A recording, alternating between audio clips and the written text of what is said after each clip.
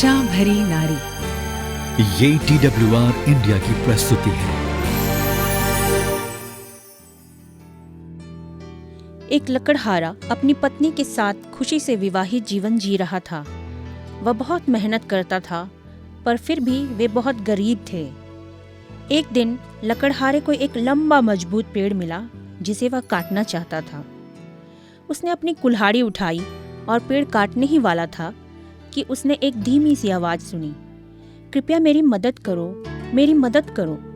लकड़हारे ने चारों ओर देखा कि आवाज कहाँ से आ रही थी। उसने पेड़ के पास एक छोटी सी परी को फंसी हुई पाया। उसके पंख फंसे हुए थे और वह हिल नहीं पा रही थी। लकड़हारे ने बहुत धीरे से उसे निकाला और छोड़ दिया। परी ने अपना आभार दिखाया और इनाम के रूप में उसे 3 इच्छाएं दी। यह सुनकर लकड़हारा बहुत खुश हुआ और उत्साह से भरकर अपनी पत्नी को यह खबर सुनाने के लिए भागकर अपने घर गया। अब पति और पत्नी दोनों ही उत्साहित थे और मेज पर बैठकर सोचने लगे कि वे क्या चाहते हैं। जब लकड़हारे ने भोजन मांगा तो उसकी पत्नी उसके लिए सूप लेकर आई और कहा, काश हमारे पास कुछ मांस होता। अचानक उसकी थाली में मांस दिखाई दिया। लकड़हारे ने उसकी ओर देखा और कहा, अरे नहीं, परी ने हमें 3 इच्छाएं दी हैं और अब हमारे पास केवल 2 ही बची हैं। तुमने एक इच्छा तो बर्बाद कर दी। तुमने यह क्या किया? मैं चाहता हूं कि यह मांस तुम्हारी नाक पर लग जाए। उसके यह कहते ही मांस पत्नी की नाक पर चिपक गया। ओहो, अब आप एक इच्छा और मांग चुके हैं। हमारे पास सिर्फ एक ही बची है। सावधान रहें, सोच समझकर मांगे कि आप क्या चाहते हैं। लकड़हारे की पत्नी ने कहा, ठीक है, पर चलो पहले मांस को निकालने की कोशिश करते हैं। लकड़हारे ने कहा। इसलिए उन्होंने मांस को हटाने की कोशिश की, लेकिन वे ऐसा नहीं कर सके। वे उदास होकर मेज पर बैठ गए। अब हम क्या करेंगे? मैं तो एक बड़े घर और ढेर सारे खाने की इच्छा करना चाहता था, लेकिन हमारी एक ही इच्छा बाकी है और मेरी नाक पर अभी भी मांस है। हमारे पास कोई विकल्प नहीं है, लकड़हारे ने कहा। चलो तुम्हारी नाक से मांस को हटा दें। अंत में लकड़हारे ने अपनी अंतिम इच्छा मांगी और मांस उसकी नाक पर से निकल गया। लकड़हारे की पत्नी ने अपने पति की ओर देखा और कहा, मुझ पर अंतिम इच्छा का प्रयोग करने के लिए धन्यवाद। वे मेज पर बैठ गए और सूप पी लिया, यह जानते हुए कि वे बिना किसी इच्छा के भी खुश हैं, और इसके बाद वे हमेशा खुशी से रहने लगे। आशा भरी नारी के एक और कड़ी में आप सभी का हार्दिक स्वागत है। नया साल यानी नव वर्ष संकल्पों और चुनौतियां निर्धारित करने का एक समय है। 2023 में हम आपको और खुद को बढ़ने के लिए प्रोत्साहित करना चाहेंगे। हम चाहेंगे कि हम खूब बढ़ें, ज्ञान, प्रेम, विश्वास और अनुग्रह में। मैं हूँ वाणी और मेरे साथ हैं शालिनी जी, और हम एक साथ मिलकर अपनी आरामदायक स्थिति, जिसे हम कंफर्ट जोन के नाम से जानते हैं, उससे बाहर निकलना सीखेंगे और परिवर्तन यानी कि बदलाव और रूपांतर यानी कि काया पलट को अपनाएंगे। मेरी तरफ से भी आप सभी का स्वागत है। हमने अभी अभी लकड़हारे की कहानी और उसकी 3 इच्छाओं के बारे में सुना। मुझे यकीन है कि इसे सुनकर आप मुस्कुराए तो ज़रूर होंगे, लेकिन क्या आपको याद है जब हम बच्चे थे तो इसी तरह का खेल कब खेला करते थे? हम सभी को यह साझा करने का मौका मिलेगा कि यदि एक जादुई चिन्ह हमारे सामने आ जाए और हमें वह सब कुछ दे जो हम चाहते हैं, तो हम क्या मांगेंगे? बेशक लगभग हर कोई धन की कामना करता था, बहुत सारे धन की, और शायद प्रसिद्ध होने की, या बहुत अधिक शक्तियाँ होने की, जिसे हम सुपर पावर भी कहते हैं, या एक बड़े से घर की। वाणी, आपकी क्या इच्छा थी?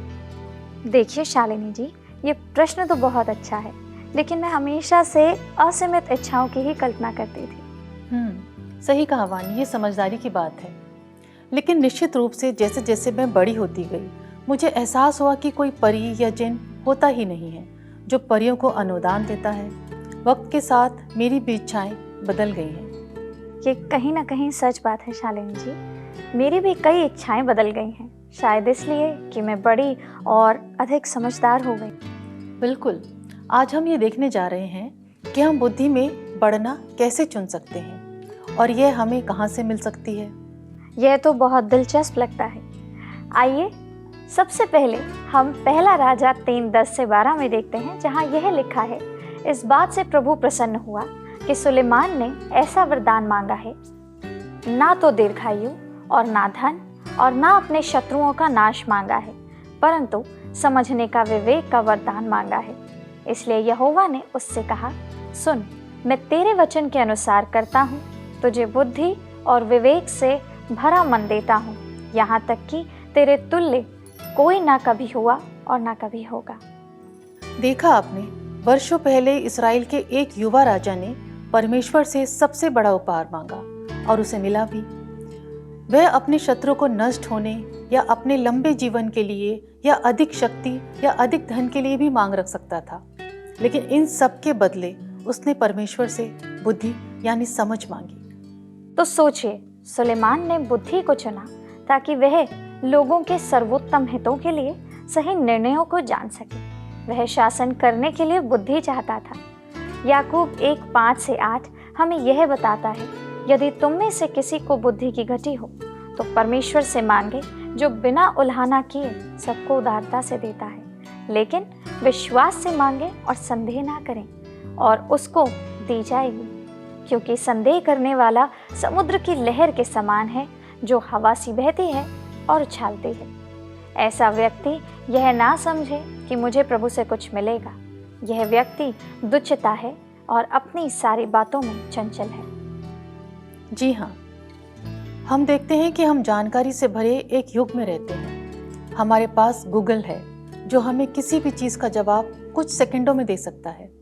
हमारी जानकारी अब उम्र, जातीयता या सीमाओं से सीमित नहीं है, यह सभी के लिए उपलब्ध है। हम हर चीज़ के बारे में बहुत कुछ खोज सकते हैं, लेकिन फिर भी इसका ये मतलब नहीं है कि ये सारी जानकारी हमें ज्ञान देती है, हमें जानकार बनाती है।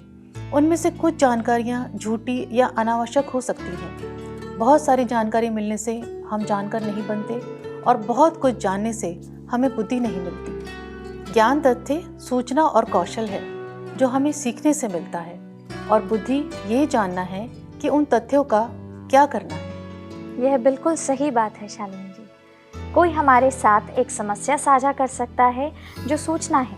उस समस्या के बारे में चर्चा करने से हम इसके बारे में अधिक जानकारी प्राप्त करते हैं, लेकिन यह जानने के लिए कि हम उसके बारे में कैसी प्रतिक्रिया करें और उस ज्ञान को कैसे लागू करें जिसे हमने प्राप्त किया है, हमें बुद्धि की आवश्यकता है। वाणी, इसको समझने के लिए आगे चलते हैं और एक बुद्धिमान महिला के बारे में सोचते हैं जिसे हम व्यक्तिगत रूप से जानते हैं।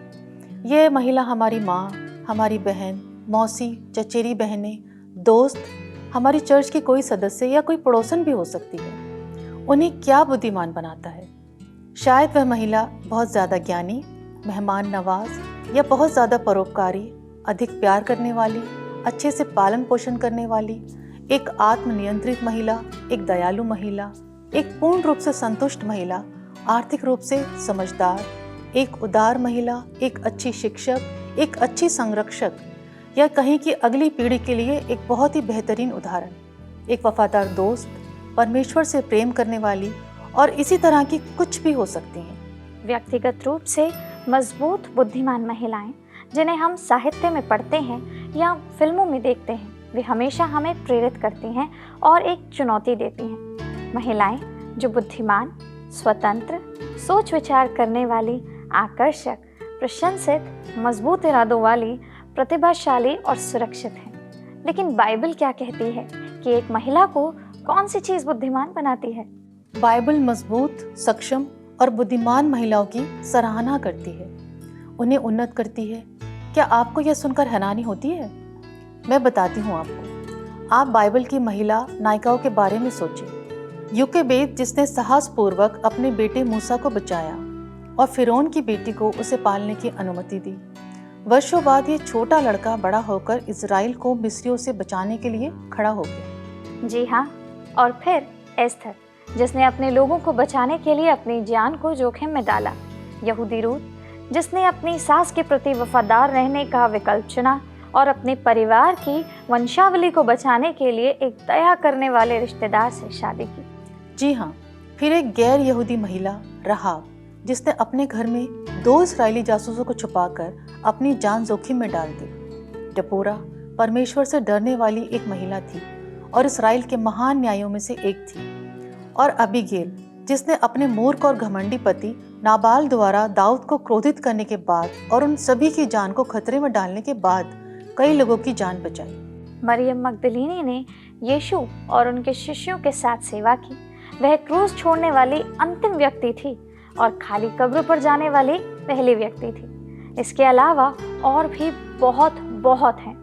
पवित्र शास्त्र में बुद्धिमान महिलाओं की प्रशंसा की जाती है और हजारों साल बाद आज भी हम उनसे बहुत कुछ है जो रोज सीखते हैं। वाणी, हम निश्चित रूप से बाइबल में इस तरह की विशेषताओं के बारे में कई जगह देख सकते हैं और बहुत कुछ पा सकते हैं, लेकिन नीति वचन का अंतिम अध्याय 31 के 10 से 31 पदों में हमें इसका एक विस्तृत विवरण मिलता है।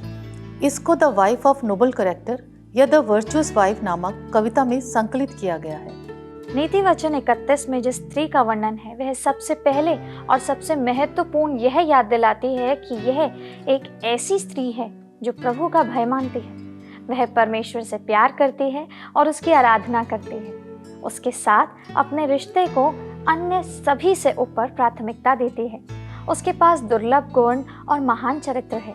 उसका मूल्य मूंगों से भी अधिक है। वह विश्वास योग्य और वफादार है। वह अच्छाई से भरी है और दूसरों का बुरा नहीं करती। उसकी आंतरिक सुंदरता उसकी बाहरी सुंदरता से कहीं अधिक है, क्योंकि वह अपने परमेश्वर की सुंदरता को दर्शाती है। जी हाँ बहनों, एक बुद्धिमान स्त्री की उसके नेक चरित्र और कार्यों के लिए प्रशंसा और सम्मान किया जाना चाहिए। जो लोग उसे जानते हैं वे उसके जीवन के तरीके और परमेश्वर के प्रति उसके भय का अनुकरण करेंगे। परमेश्वर द्वारा उसे दिए गया कुछ भी व्यर्थ नहीं जाएगा। उसके लिए लक्ष्य और मानक ऊंचे होंगे और वह उसी के अनुसार अपना जीवन जिएगी। बिल्कुल सही बात। बुद्धिमान स्त्रियां युवा स्त्रियों का भी मार्गदर्शन करती हैं।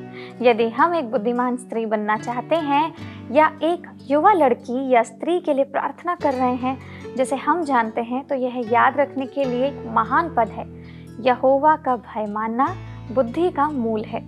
वास्तव में बुद्धिमान स्त्रियां बहुत कम हैं और मूल्यवान हैं और उनकी बुद्धि को साझा करने की आवश्यकता है। सलाह के लिए अतिरिक्त समय की आवश्यकता नहीं है। इसमें दूसरों को हमारे दैनिक जीवन में आमंत्रित करना, उन्हें देखने, सीखने और बढ़ने की अनुमति देना शामिल है। वाणी, हम शायद ऐसे लोग हैं जिन्हें किसी बुद्धिमान व्यक्ति की जरूरत है। हो सकता है कि हमें लगता है कि हम में बुद्धि की कमी है, तो इसके लिए बाइबल हमें याकूब 1:5 में एक बहुत ही सरल सलाह देती है। यदि तुम में से किसी को बुद्धि की घटी हो तो वह परमेश्वर से मांगे, जो बिना उलाहना के सबको उदारता से देता है, और ये तुम्हें भी दी जाएगी। लेकिन अब प्रश्न यह उठता है कि हम अपने जीवन में बुद्धि के आत्मिक उपहार को कैसे लागू करना शुरू करते हैं। सबसे पहले हमें सुलेमान की तरह बुद्धि को चुनने की ज़रूरत है। अगर हम अपनी आत्मा के लिए सबसे अच्छा चाहते हैं तो यह इसे प्राप्त करने का निर्णय लेने से शुरू होता है। बहुत से लोग खुद को मुश्किल परिस्थितियों में सिर्फ इसलिए पाते हैं क्योंकि उन्होंने वहाँ नहीं होने का चुनाव किया है। हमें अपने ईश्वर द्वारा दी गई स्वाभाविक बुद्धि पर भरोसा करने की आवश्यकता है। स्वाभाविक बुद्धि हमारा मार्गदर्शन करती है। वे परमेश्वर के हमसे बात करने का एक तरीका है। इसलिए हमें इस आंतरिक अंतर्दृष्टि को कभी भी हल्के से नहीं लेना चाहिए या नज़रअंदाज नहीं करना चाहिए। हमें अपने अंदर की शांत और धीमी आवाज़ पर विशेष ध्यान देने की ज़रूरत है। एक बुद्धिमान स्त्री सीमा निर्धारित करती है। एक बार जब हम बुद्धि की इच्छा रखते हैं तो हमारे जीवन जीने का तरीके के कई नियम बदल जाते हैं। हमें यह सोचकर आश्चर्य होगा कि क्या रात 10 बजे जंक फूड खाना, जो कि स्वास्थ्य के लिए अच्छा नहीं है, बुद्धिमानी है, या रात में किसी व्यक्ति से बात करना बुद्धिमानी है जो हम जानते हैं कि यह तो गपशप है। अपनी आत्मा, अपनी भावनाओं, अपने दिलों और अपनी इच्छाओं की रक्षा करना एक ऐसा मार्ग है जो महान आत्मिक बुद्धि की ओर ले जाता है। बहनों, हमें अपने आप को बुद्धि से घेर लेने की जरूरत है। जैसे कि किसी बुद्धिमान की सलाह, बुद्धिमान लोग, बुद्धिमान पुस्तकें, ये सभी चीज़ें बुद्धि के मार्ग हैं। एक जैसी सोच के लोग एक साथ ही रहते हैं, है ना? क्या हम चतुर चील बनना चाहते हैं या सुस्त दिमाग वाला डोडो पक्षी बनना चाहते हैं? सच्ची बुद्धि में हमारी गलतियों से सीखना शामिल है। पहली बार एक दुर्घटना हो सकती है, दूसरी बार गलती हो सकती है, लेकिन तीसरी बार, यही एक समस्या है। याद रखिए, बुद्धिमान होने का मतलब केवल यह नहीं है कि हमने तथ्यों और सच्चाई के आधार पर जानकारी बना ली है, बल्कि इसका मतलब है कि अब हम इन्हें अपने जीवन में लागू करने के लिए तैयार हैं। यदि हेलमेट ना पहनने पर हमें जुर्माना भरना पड़ता है, तो फिर गलती को दोहराना कितनी बुद्धिमानी का कार्य है, सोच के देखिए। बिल्कुल सही। हमें हमेशा अपनी ही गलतियों से सीखना नहीं है। कभी कभी हम दूसरे लोगों की गलतियों से भी सीख सकते हैं। हमें व्यक्तिगत रूप से इससे एक बड़ा सबक सीखने के लिए हर चीज़ से गुजरने की ज़रूरत नहीं है। देखो और जांच करो, हर दिन बुद्धि को चुनें। जब तक हम जीवित रहेंगे, हमारे पास सारी बुद्धि नहीं होगी जिसकी हमें आवश्यकता है। कल हमने जो सीखा था वो कल के लिए काफ़ी था।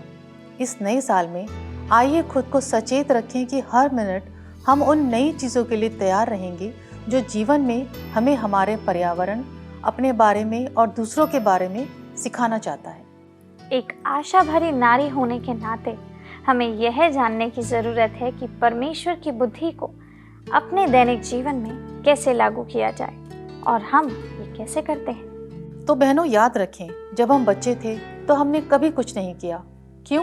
क्योंकि हम अपने माता पिता का डर मानते थे। मैं तो बहुत डरती थी। डर ठीक है वाणी, लेकिन हमें परमेश्वर का डर भी होना चाहिए। और परमेश्वर से डरना तब होता है जब हम जीवन को परमेश्वर के तरीके से जीना चाहते हैं। हम परमेश्वर के तरीकों का सम्मान करते हैं क्योंकि हम जानते हैं कि वह हमें सबसे अच्छी तरह से जानता है और वह हमसे बहुत प्यार करता है। हम नहीं चाहेंगे कि स्वर्गीय पिता के साथ हमारे संबंध पर किसी भी बात का प्रभाव पड़े। बुद्धिमानी से जीने के लिए हमें नियमों यानी व्यवस्था से खुद को परिचित कराना होगा। क्या नियमों से? यानी कि बाइबल, परमेश्वर के वचनों में से? जी हाँ, बिल्कुल वाणी। यह भजन संहिता 119 के 97 से 100 पद में दिए गए हैं। आहा, मैं तेरी व्यवस्था से कैसी प्रीति रखता हूँ। मेरा ध्यान दिन भर उसी पर लगा रहता है। तो अपनी आज्ञाओं के द्वारा मुझे अधिक बुद्धिमान करता है, क्योंकि वे सदा मेरे मन में रहती हैं। मैं अपने सब शिक्षकों से भी अधिक समझ रखता हूँ, क्योंकि मेरा ध्यान तेरी चितौनियों पर लगा है। मैं पुरनियों से भी समझदार हूँ, क्योंकि मैं तेरे उपदेशों को पकड़े हुए हूँ। वचन को समझने का अर्थ है कि हम वचन के विद्यार्थी यानी कि सीखने वाले बन जाते हैं। इसका अर्थ यह है, बाइबल में पाई गई प्रतिज्ञा को ग्रहण करना, उन्हें अपने हृदय में अपनाना और बदले हुए जीवन के माध्यम से इसे पूरा करने के लिए परमेश्वर से अनुग्रह मांगना। बिल्कुल सही बात है शालिनी जी, और ये सच में किसी सही चीज़ को जानने से कहीं अधिक है। यह परमेश्वर के वचन को व्यवहार में लाना है, उसका अभ्यास करना है। बाइबल जानने से कभी कोई नहीं बदला। बाइबल के बारे में हम जो जानते हैं उसे अपने जीवन में लागू करना हमारे जीवन में बदलाव लाता है। जी हाँ, बिल्कुल। हमें परमेश्वर से बुद्धि मांगनी चाहिए। याकूब 1:5 हमें बताता है कि यदि तुम में से किसी को बुद्धि की घटी है तो परमेश्वर से मांगे, जो बिना उलाहना किए सबको उदारता से देता है, और वह तुम्हें भी दी जाएगी। परमेश्वर चाहता है कि हम उसकी बुद्धि में कार्य करें। हमें तो बस उससे मांगना है, चाहे वह एक कठिन निर्णय के बारे में हो, एक अनिश्चित योजना हो, एक जिद्दी बच्चा हो या हमारी अस्त व्यस्त आय हो। वह कहता है कि वह उदारता से बुद्धि देगा। परमेश्वर कहता है कि अगर हम प्रार्थना करें और संदेह ना करें तो वह हमें रास्ता दिखाएगा, और यदि हम उस पर पूरी तरह से विश्वास करते हैं तो संदेह का तो कोई स्थान ही नहीं होता। बिल्कुल सही। संदेह ना करने का अर्थ है कि अपने हृदय की गहराई में हम वास्तव में उसकी बुद्धि के साथ चलने की योजना बनाते हैं। परमेश्वर हमसे एक पुस्तक या शायद एक व्यक्ति या एक सलाहकार या हमारे पादरी के जरिए भी बात कर सकता है। यह घटनाओं की एक श्रृंखला के द्वारा भी हो सकता है, जहां अलग अलग लोग हमें एक ही सलाह देते हैं या एक ही बात कहते हैं, या यह हमारी आत्मा में एक मजबूत प्रोत्साहन हो सकता है। परमेश्वर की बुद्धि में हम चैन पा सकते हैं, हम सुख पा सकते हैं। अपने रास्ते में आने वाली हर चीज़ पर भरोसा करना एक अच्छे और प्यार करने वाले परमेश्वर की ओर से होता है। वह सभी वास्तविक और संभव चीज़ों को जानता है और सर्वोत्तम संभव परिणामों को पूरा करने के लिए सबसे उत्तम मुमकिन उपायों से अपनी असीमित शक्ति का प्रयोग कर रहा है। बिल्कुल सही बहनों, एक ऐसी पत्नी होना जो अपने पति के लिए वरदान है, हमेशा आसान नहीं होता। बुद्धि हमें यह जानने में मदद कर सकती है कि जब हमारे पति उदास, निराश या बेचैन या व्यस्त हों तो उन्हें क्या कहना चाहिए। बिल्कुल सही बात। बुद्धि हमें यह जानने में भी मदद करती है कि कब चुप रहना है। नीति वचन में ऐसे कई पद हैं जो पुरुषों को बुद्धिमानी से पत्नी चुनने के लिए कहते हैं, क्योंकि वह या तो आशीर्वाद होगी या अभिशाप होगी। यह परमेश्वर की बुद्धि और उसके प्रति आज्ञाकारिता है जो हमें आशीर्वाद बनने में मदद करती है। बिल्कुल सही वाणी। मात्र तब यानी माँ की भूमिका निभाने के लिए भी बहुत अधिक बुद्धि की आवश्यकता होती है। चाहे हम एक चिड़चिड़े बच्चे को संभाल रहे हों या एक किशोर बच्चे के मिजाज के उतार चढ़ाव से निपट रहे हों, कोई भी माँ ऐसा करना असंभव महसूस कर सकती है, लेकिन परमेश्वर की बुद्धि इसे आसान बना देगी। चाहे यह गणित जैसे कठिन विषय के लिए प्रार्थना करने के लिए हो, या दो छोटे बच्चों का आपस में खिलौनों के लिए लड़ना हो, या कॉलेज के लिए पाठ्यक्रम का फैसला करना हो। बुद्धि हमें स्थायी संबंध बनाने में मदद करती है। हम एक दोस्त हो सकते हैं जो ईश्वरीय सलाह और प्रेरणा प्रदान करता है। बुद्धि हमें यह जानने में मदद करती है कि क्या कहना है और कब कहना है, और कब परिस्थितियों का हिस्सा बनना है या कब खुद को उनसे दूर रखना है। बुद्धि केवल बड़ी चीज़ों के लिए नहीं है, बुद्धि जीवन के हर हिस्से के लिए है। आखिरकार यह सभी छोटी चीज़ें होती हैं जो जुड़ती हैं और जो हमारे जीवन को वो जीवन बनाती हैं जो वो असल में है। सही कहा वाणी आपने। परमेश्वर हमारी कमजोरियों को जानता है। चाहे हम कितनी भी कोशिश कर लें परमेश्वर को प्रसन्न करने की, प्रभु जानता है कि हम कम ही साबित होते हैं। तो परमेश्वर हमें यह प्रदान करता है जो हमें चाहिए। जब हम उसके साथ चलते हैं तो वह सचमुच हमें बुद्धिमान बनाएगा।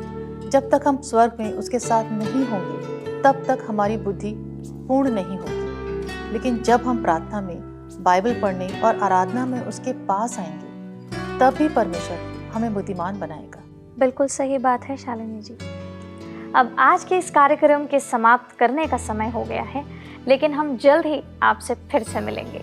लेकिन हमारी आशा है कि हम इस नए साल को याद रखेंगे कि हमारी बुद्धि, हमारी समझ का मुख्य स्रोत हमेशा स्वयं परमेश्वर से आना चाहिए, उसके वचन में, प्रार्थना में और उसकी आत्मा के द्वारा। अगर आपको आज का कार्यक्रम पसंद आया हो तो स्क्रीन पर आ रहे नंबर पर हमें मिस कॉल देना ना भूलें। परमेश्वर आपको आशीष दे।